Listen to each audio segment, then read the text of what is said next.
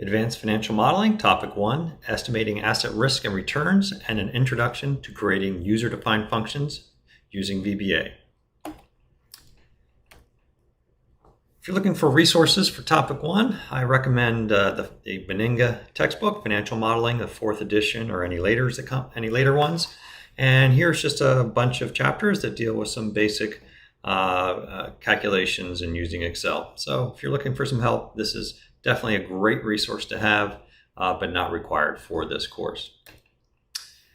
What we're going to do is you're going to launch the Excel start file that goes with Topic 1. Topic 1 has several videos broken into subparts, but there's going to be one Excel file.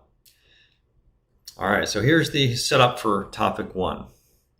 Let's say that your manager, you're working in an investment firm, and your manager is considering adding the following assets to your portfolio. And we'll talk about those in a minute. But basically, it's Capital One Financial, Tesla, Lazy Boy, the S&P 500, an emerging market fund, an EFA fund, which is a developed foreign equity fund, and 10-year treasuries. So what we're going to do is analyze these securities, looking at their return and risk, and make an estimate. And we'll say you have till 8 a.m. tomorrow morning to come up with this. And so the first thing you would have done is download some data, some historical data. So what I have here is some historical monthly returns from Yahoo Finance for these assets. I also have some data up here that has some information on the value of their options. And then what we're going to do is use those prices to estimate historical returns, use models to then estimate forecasted returns, and we'll fill in all this information up here. So let's talk about this data before we get going. Again, we're going to just focus on this one video or lecture is going to be on the first learning objective of Topic 1, which is compute annualized returns using monthly asset adjusted prices, and an introduction to Excel styles and best practices. The other 5 videos that go with Topic 1 are going to be estimating expected return using CAPM, creating VBA user-defined functions, estimating expected returns using the Fama-French 3-factor model. We're then going to estimate portfolio volatility or standard deviation using historical data, and then a model called EWMA, exponentially weighted moving average volatility. And then we'll estimate volatility using Black-Scholes. So this video is just going to focus on estimating annualized returns using adjusted prices. So the assets I've collected here are from Yahoo Finance, and I just went to the website, clicked or selected the symbol for the stock, say COF for Capital One Financial, went to historical data, and then downloaded the previous so many years of monthly adjusted prices. I didn't use ending prices. Adjusted prices are prices that are adjusted for dividend payments. So for example, if a stock is selling for $100 and it goes up to 101 today, but also pays a $1 dividend today, the ending price would show going from 100 to 101, but the adjusted price would say going from 100 to 102, because the total return of the stock is both the price appreciation and the dividend. So we want to use adjusted prices. So when we do the percent changes, it gives us total return. So the stocks we have are Capital One Financial, Tesla common stock, Lazy Boy common stock. And if you're not familiar with Lazy Boy, they make recliners and other furniture.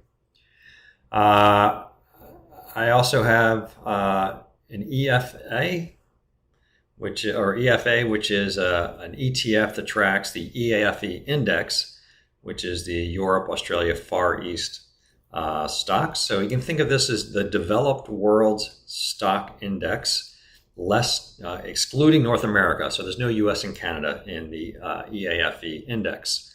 By the way, when you talk about developed world, instead of saying EAFE, which is kind of a tongue twister, you just call it EFA. So what's your EFA exposure means how much of developed market equities do you have, excluding North America. There's also an ETF, EEM. EEM is an ETF that tracks an emerging market index. So emerging market index are foreign stocks that exclude the developed ones from the EFA index.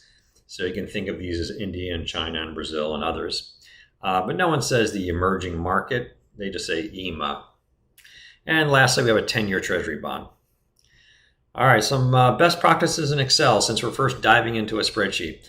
One thing is whenever you put any information in Excel, you got to make sure you create labels to describe the data. What is the data? Where is this? What is this type? Is it is it a price? Is it a return? What's the source? Did it come from Yahoo Finance? Is it a monthly? Is it daily? Is it weekly? So you need to describe the data. You also want to use Excel styles, tables and formats to make the model easy to follow. I'll show you some styles in a minute. Styles are pre-programmed formats that allow you to see, oh, that's data input. Oh, this is a calculation. Another very important thing to do in a spreadsheet is never enter a value more than once.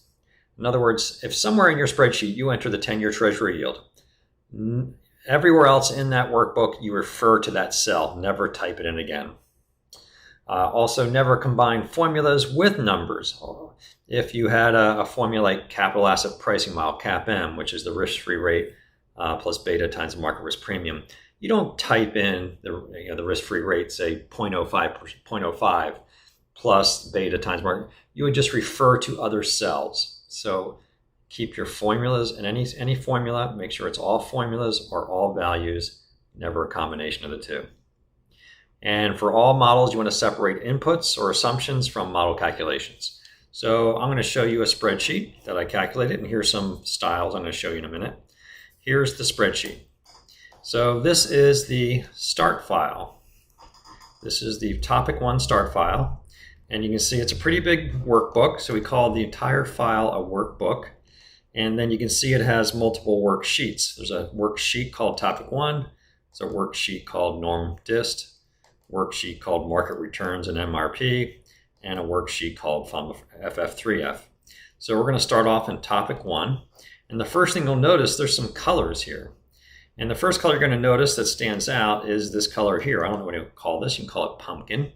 But if you click on a cell anywhere, say this one here, and do home cell styles input, notice it turns those cells into this pumpkin color. I'm going to hit Control Z to undo that.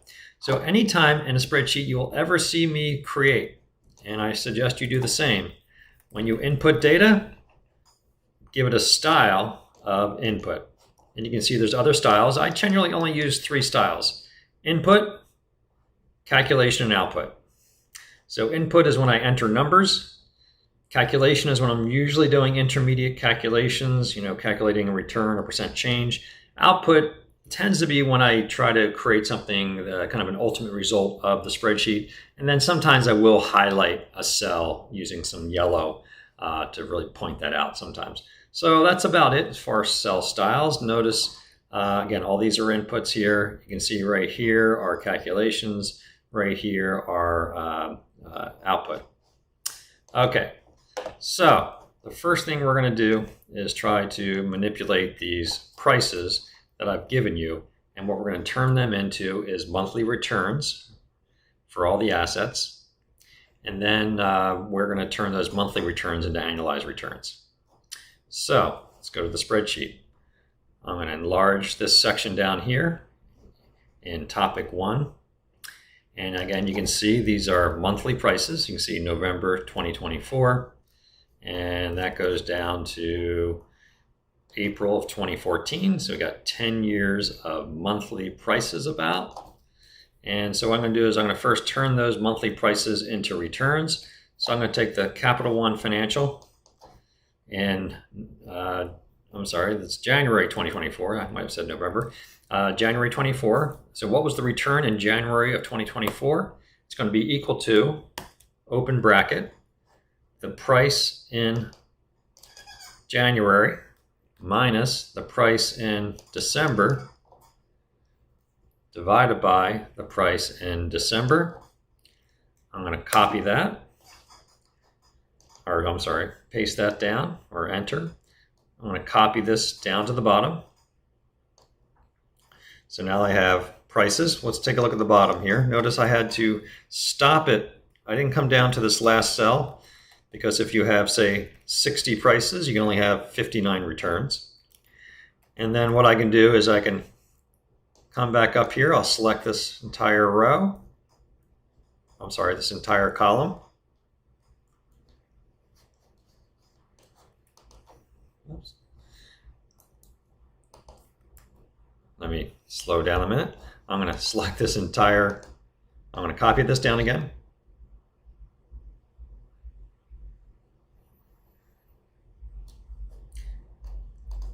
I can delete that off. And then what I can do is I can copy these cells to this area for the next stock. Paste.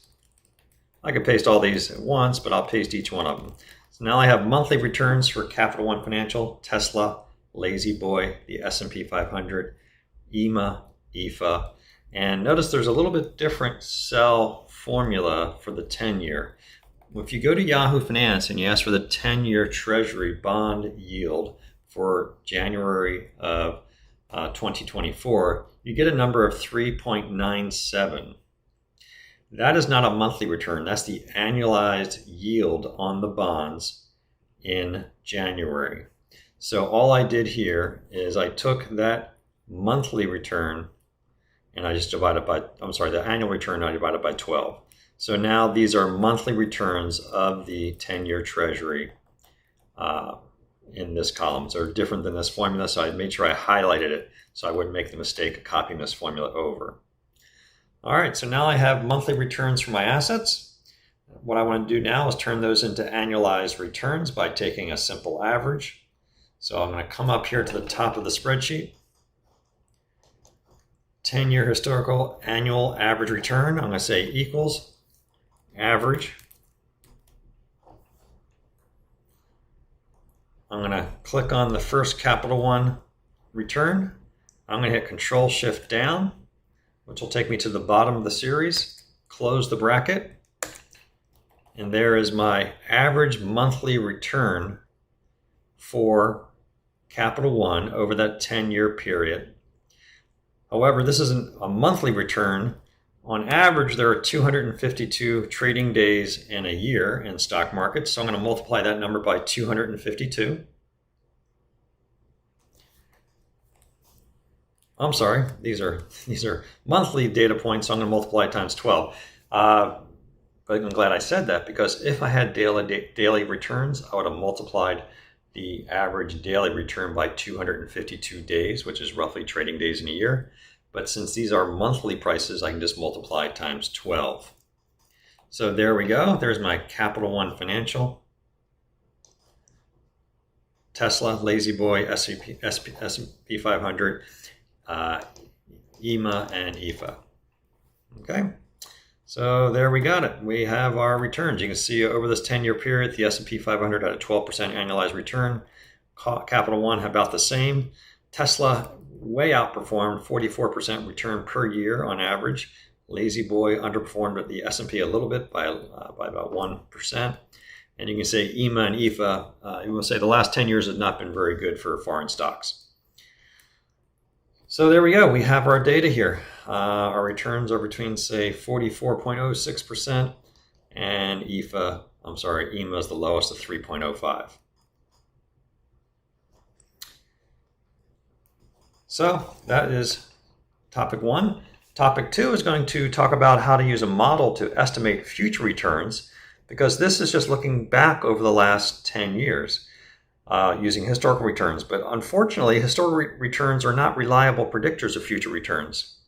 What we need is something to give us a look into the future. So two models we're going to use to calculate future returns are capital asset pricing model, and we're going to use a Fama French model and a future topic. Also notice when I talk about expected returns or future returns or required returns, these are all forward-looking concepts. What they're trying to figure out is what should I expect the return to be in the next year. I sometimes call that the required return because all the models are based on risk. So based on the risk of the asset, how much return should you require for that given risk? So that was topic one. We have just completed Topic 1, which computed annualized returns using monthly asset adjusted prices. And I gave you a slight introduction to Excel styles and best practices for spreadsheets. The next topic will calculate the expected returns going forward using the capital asset pricing model, also known as CAPM.